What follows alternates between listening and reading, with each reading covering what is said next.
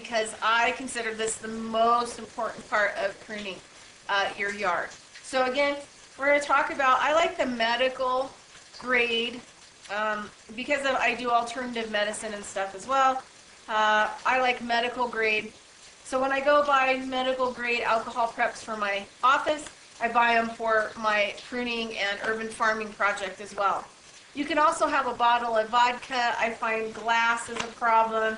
The stuff dries up. If they're in these little packets, they seem to last a lot longer. And they're pretty juicy. And if you get injured, you can just, fix yourself up. I also have a round sharpening stone. I really like this. It has a two-side. It has a hard side and it has a smoothing side. So really like that. It's easy for me to hold on to. So first thing I'm going to do, you want to make sure and clean all your utensils well, periodically, especially if you are working on some diseased areas or diseased trees. You want to make sure and really, really clean after each of those things. So anyway, before I start working on each section here, and I'm going to use a different wipe for each tool. This guy I cut my finger on pretty bad, but it stopped bleeding like instantly because I have such a great immune system. And clotted up and has been perfect. This guy's going to be really sharp, so I really like to try to bring it towards me, towards the teeth, trying to clean it.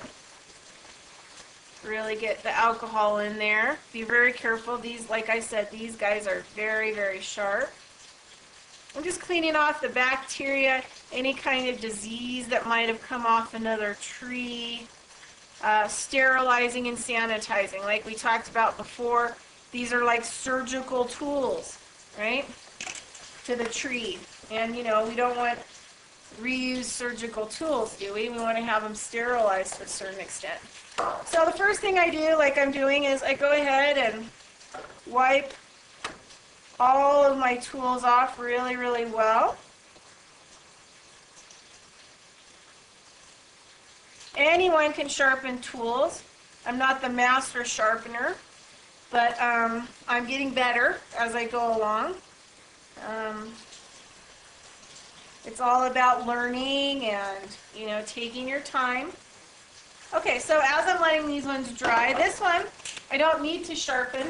It's already pretty sharp as it is, and if it gets dull, I'll just buy a new one. And go ahead and close that for safety. We're going to go ahead and work on this guy. The couple areas that are really important are this flat edge, and then we also have another flat edge right here. And we want to make sure that when we're sharpening this, we just want to take a lot of these pits out. So we want to use the really, really strong side, and we're going to go in one direction. And I'm just going to make sure that I'm getting any pits out, just like that. Then what I'm going to do is I'm going to come in and I'm going to just make sure I got all the rest of the metal off there with the flat side. I'm going to go ahead and come in here to this flat side and just go ahead and give it the hard side. Just make sure all the pits are cleaned up, going the same direction with the tool. Because it dulls the blade. If you have a metal, gap or pit, it's going to really be rough on the blade. And we don't really want that. So now we're going to go in with the softer part of the stone, really fine tune that really well. Make sure it's real nice and flat and clean. Now the last part is we're going to take the blade right there. And we're going to use the part stone. Try to get it good here. And we're just going to go ahead and sharpen that blade. And we're going to go in the same direction. Just go ahead and go in the same direction. And you could, one of the things that I've learned about this is, when it starts to become silver right there, like all the debris and the darkness and the whatever soiled areas, I know that I've probably got it pretty good.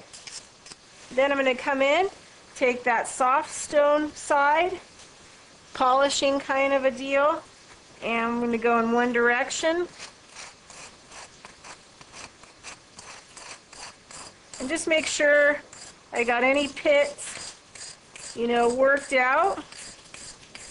Any issues in there. And awesome. And then you can go ahead and test it. And this is really, really sharp. So we're good. And then also too, sound. Like that sounds clear. Let's listen to this one. See, that one sounds kind of jerky. Not clean. Okay, so now we're going to go ahead and do the same thing that we did with this guy. And we're going to check for pits. And we're going to take the hard side. We're going to go in the same direction. Oh. See, this guy has a whole bunch of pits right there. He had a rough day yesterday. That vine was a pretty big situation. So I'm going to try to get out all of those pits that I can. Then I'm going to go ahead and take the soft side and go ahead and polish it up, getting out any more pits that might be there involved. Awesome. Awesome.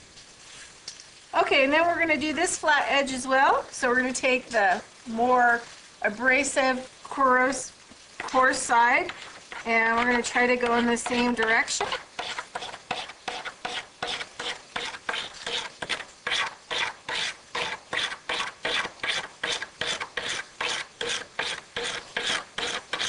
Awesome. And then we're going to take the softer side and give it a little nice polish,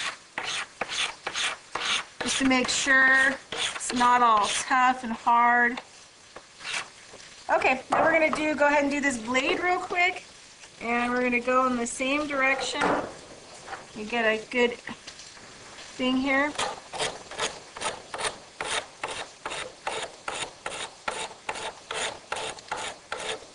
On the coarse side first.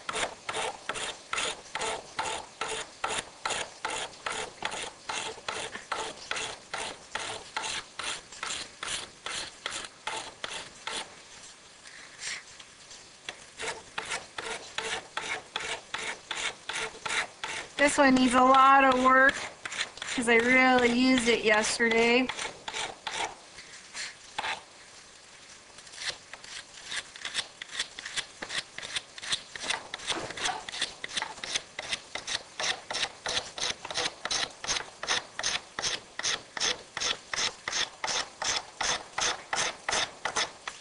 Okay, and then we're just going to polish with the soft side just to make sure that it's nice.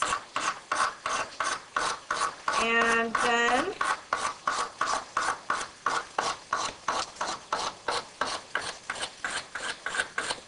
another thing too is you definitely want to, okay, let's listen. Oh, hear that? Hear the difference? You can hear the, it means it's sharp. Okay, you definitely want to clean your tools with alcohol before you use the stone. Otherwise, you'll integrate infected bacteria into your sharpening tools. So definitely when you're getting ready, first thing to do is clean them up and then go from there. All right, that ends that. Now you know how to clean tools and sharpen them. And we're going to prepare to smudge section 3. Thanks.